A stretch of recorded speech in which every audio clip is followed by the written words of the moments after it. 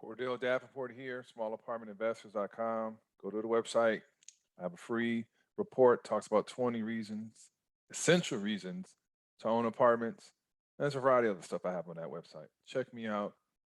And right here, small owner tips, little series I'm doing.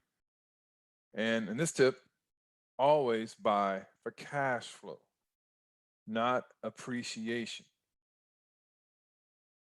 Keep saying it, but when you buy an apartment building, it's equivalent to buying a business.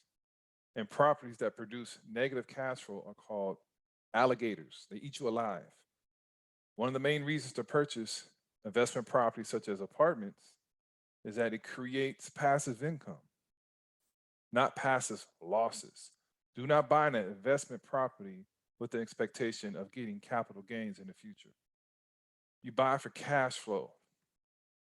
And if you do happen to get capital gains, that's icing on the cake. Check me out again for the next video, smallapartmentinvestors.com. All right, later.